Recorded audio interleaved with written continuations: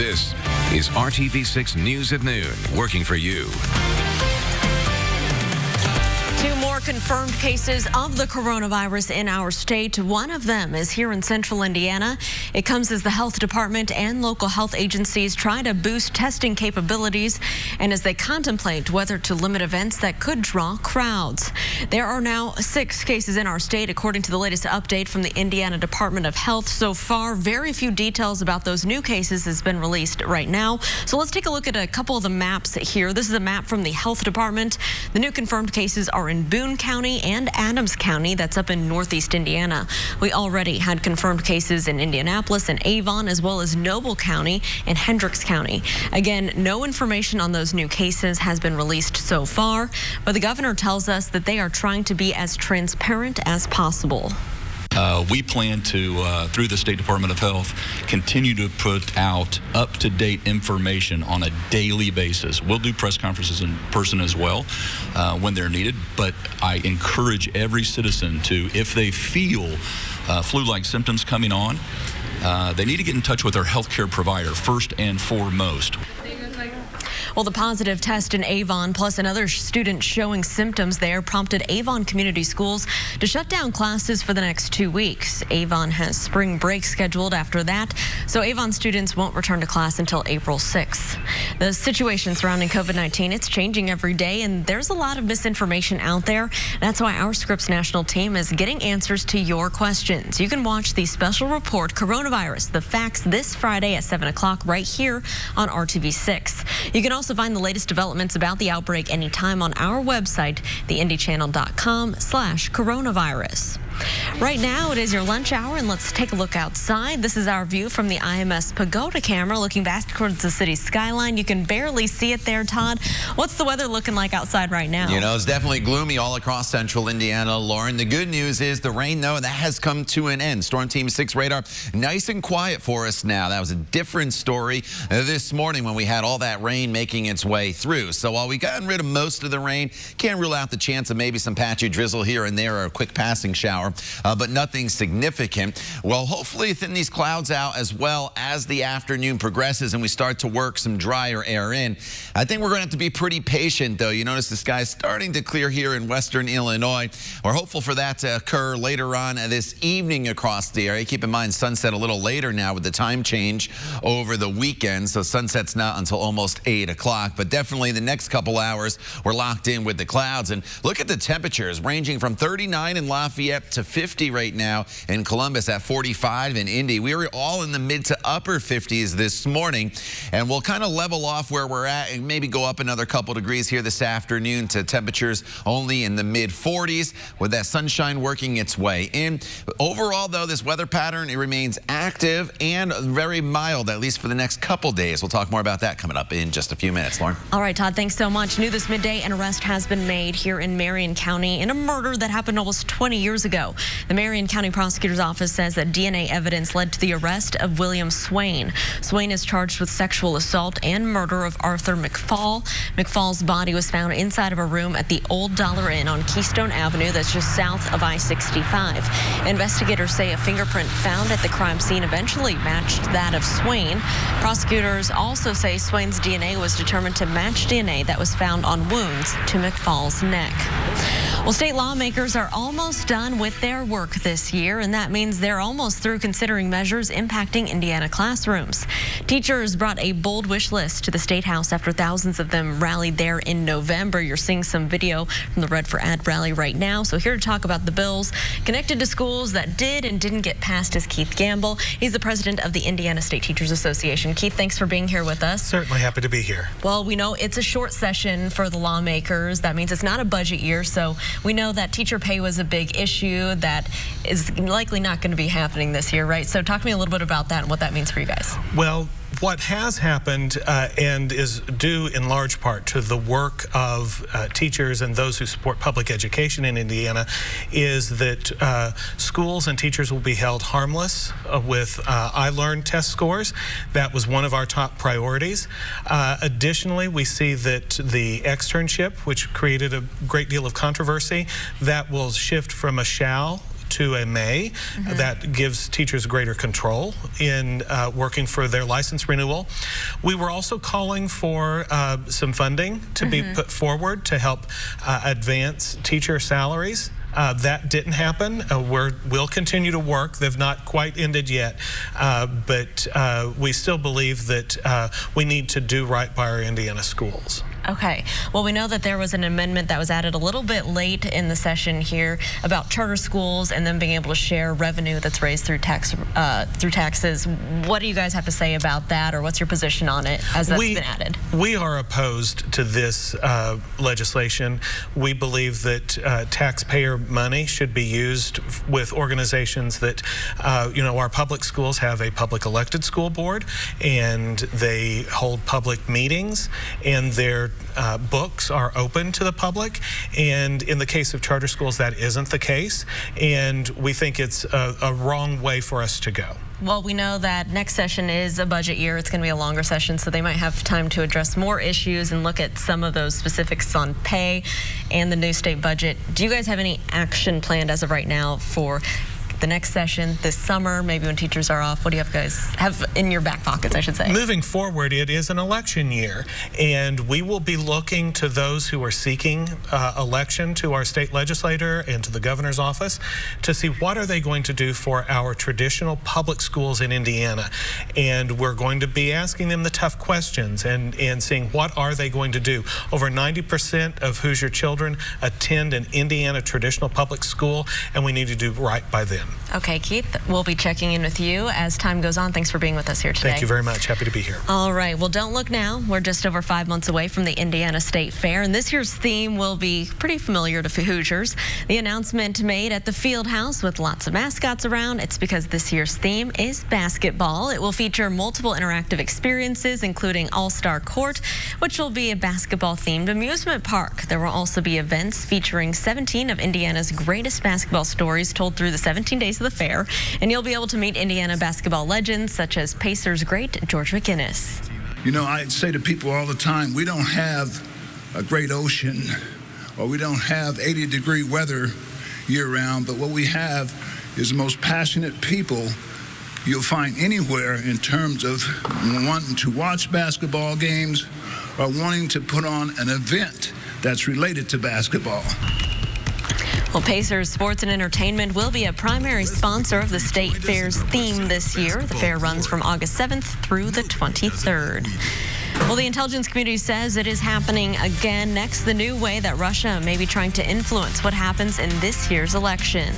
And voters are at the polls in 6 states right now as the race for the White House rolls on. Coming up, how today could set the tone for the rest of the Democratic presidential campaign. Todd. And the rain has come to an end across central Indiana. That is the good news, but we're still left with lots of cloud cover and a dreary day across the area with falling temperatures. The good news is we have brighter days ahead and some warmer days ahead as well. We'll talk all about it coming up in your Storm Team 6 forecast. You're watching the news at noon right here on RTV6. General Hospital, this week on ABC. Welcome back. This midday, there's new reports that Russia is trying to inflame racial tensions in the U.S. as part of its attempt to influence November's presidential election. New York Times report says that the intelligence officials have been briefed on these new plans. The report says Russia's lead intelligence agencies are trying to influence white supremacist groups in the U.S. to aggressively spread hate messages and push black extremist groups towards violence. Now, intelligence also shows that Russia is using private Facebook groups and the online message board 4chan as a way to evade detection by traditional social media sites. 6 states are holding presidential primaries Tuesday, and election officials are scrambling to address that coronavirus concern. Washington State is the site of the biggest outbreak so far in the United States, and they are one of the 6 states casting votes on a day that could set the course for the rest of the primary season. ABC's Andrew Dimbert has more. Coronavirus challenges coinciding with a critical day in the race for the White House. Michigan, I'm counting on you in a big way.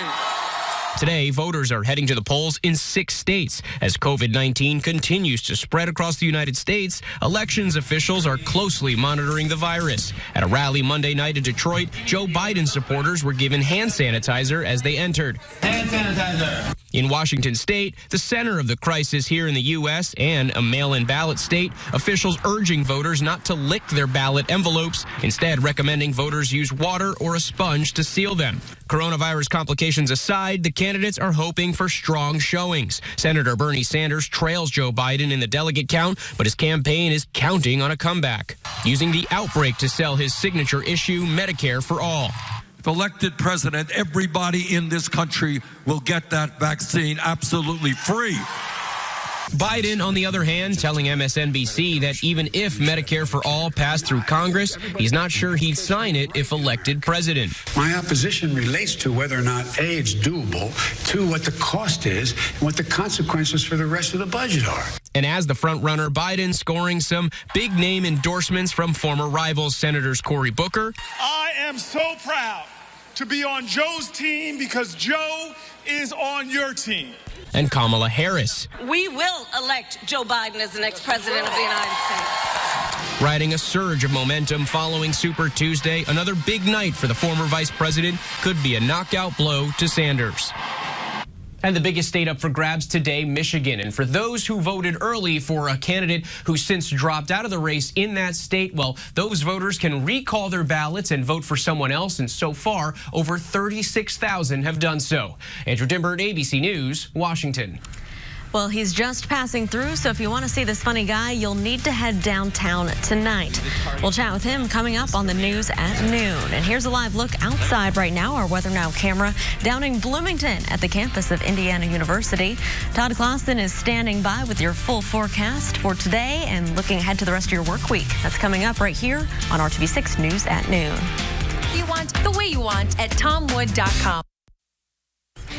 Welcome back to the news at noon. Here's a live look downtown, our camera to the west. Not a beautiful day like we've seen in the past couple of days, Todd. You know, the past couple of days we were in the 60s. Of course, Sunday was the best of the bunch because we had the sunshine. Yesterday, a little more in the way of cloud cover. But it is March here in central Indiana, and I forgot to put my computer in play mode. So we're jumping to tomorrow's forecast for you. So you get a quick early peek of that. But we'll start you at the beginning in the radar because that was the talk of the town this morning as the rain made its way through central Indiana. And you can see Storm Team 6 radar right now is pretty quiet across the area. There could be a little bit of patchy drizzle and or a quick shower that passes through this afternoon, but any steady or substantial rainfall that has come to an end, and we're left with the cloud cover that's in place all across the area. And as you look back off to the west, you notice skies trying to clear in far western portions of Illinois, but this is a 3-hour loop and it's not being very successful there.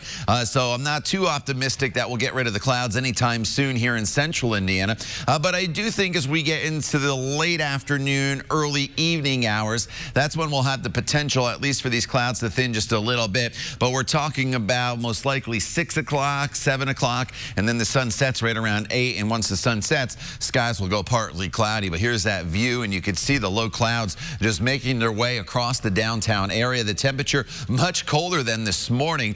We are 45 degrees right now. Earlier this morning, we were close to 60 degrees, and it's all courtesy of the cold front that went through. The winds are now out of the north-northwest at 14 miles per hour, and that's driving in these colder temperatures. Still a couple 50s there from Connorsville to Columbus, 43 in Greencastle. 39 is the current temperature up in Lafayette. So we've already hit our high for the day today. Even if we work some sunshine in here this afternoon, there is not going to be much in the way of any warming. We'll see the temperature slowly fall back down into the mid-40s and then eventually the low 40s once the sun sets, and then we'll hold pretty steady there as we work our way into tomorrow morning. And so you saw this just a few minutes ago. Here is tomorrow morning's forecast. We'll be right around 42 at 8 a.m. Your morning commute should be just fine, and overall tomorrow's going to be a decent day. Their clouds are definitely going to win out overall, but it's not going to be a very wet day. There could be a spot sprinkle, but notice the temperature. We're back up to 55 degrees, and then Thursday our rain chances will increase once again, but it's warmer as we get our high up to 63. Our average high is 49. Friday, Saturday, and Sunday, a lot going on. Big Ten tournament in town. If you are heading out for that or you have friends coming in to watch some of those games, it is not a washout Friday, Saturday, and Sunday. We're just dealing with some spotty rain showers off and on. It will be a little bit cooler, though, as we inch closer back to normal with those temperatures in the 40s, Lauren, on Friday and Saturday. I was doing a show in Denmark last year. I don't know why. But I got heckled in a way I'd never been heckled before. A man got up in the middle of my show, and he interrupted, and he said, "Hey, go back to America." Wow. Well, if you missed him the last time he was in the area, Harry Konabolu is with us today. In addition to his stand-up comedy, you may have heard him on a podcast, or maybe saw his documentary, The Problem with Apu, about the controversial character on The Simpsons. He's here in Indianapolis for one night only tonight at the Helium Comedy Club in downtown. Thanks for being with us here today on the News at Noon. Thank you very much, Lauren. I noticed I'm wearing the same sweatshirt I wore in that clip from 8 years ago. There you go. So but you have more facial hair. More facial hair. That mustache mistake, luckily, has been fixed. Okay. Well, we're happy to have you here. Talk to us a little bit about what people can expect from you if they come to your show tonight. Like, what is your style of comedy? I mean, I definitely I like talking about uncomfortable things. I think if you can make jokes out of the most uncomfortable things, it's a little bit more rewarding, you know, like, and if you can get someone from a place of discomfort to laughter, to me that's always been a big achievement. So, you know, I talk about big issues. I talk about the stuff that maybe most people don't like to talk about in polite company, whether that's, you know, racism or sexism, or I don't really like talking about politics in terms of that, because I feel like we have enough of that. So it's a lot of like big picture kind of stuff. And you know, I think if I can, even if someone disagrees with me, if I can still make them laugh, it's a nice little prize. Yeah, very cool. Talk to us a little bit about that Simpsons documentary that you put together. It made some changes, actually, to the show, right? Surprisingly enough, yeah. I made a documentary called The Problem with Apu on True TV a couple of years ago, and it was just kind of criticized. I wouldn't say criticized, but it definitely talks about what it felt like to be a South Asian person, an Indian person, growing up in this country and only having one image, and that was a cartoon character, and what happens when you only have one thing represent you, and it happens to be a stereotype. So Hank Azaria said he'd stopped doing the voice, which was surprising and not expected, and to me, the achievement was the documentary. You know, to me, it was like a love letter to my community. This is who we are. This is who we're not, and it's become this bigger thing. So. Okay, very cool. Well, good luck tonight. Thank you very much. And welcome to Indy. We have all the information on your show. I appreciate it. On the bottom of your screen. So thanks for being with us here today. Thank you for having me. Absolutely. Yes, enjoy Indy. Well, when we come back here, it is time for our Pet of the Week. And you've got to meet Maxwell. Look at him. He just walked in the door, laid down like he owns the place. This is what he could do at your house. So we'll talk a little bit to Maxwell and see how you can make him part of your forever family. That's coming up after the break. Serious questions, simple answers. Well, I didn't know if Maxwell was going to get out of the way for me to get up here, but he is our Indy Humane Pet of the Week, and he is just a doll, and Gabby is here to tell us all about Maxwell, and he just kind of walks around, and then he plops just like this. So tell us all about Maxwell. So Maxwell is a hilarious, lovable little character. He's 8 years old.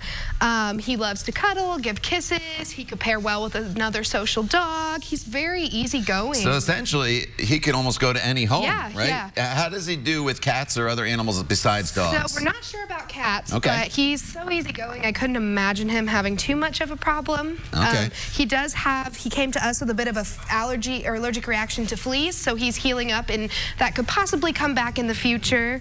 Do you see yourself? He sees himself on That's a little weird, the screen. He's like, what's going on? I normally don't see this. Now he's talking to himself. But we all do that. Like I said, he's a character. He's really funny. So he has a big personality, and the best of all, he was sponsored, and so essentially what that means is somebody already paid his adoption fee. So he is free to go to a good home.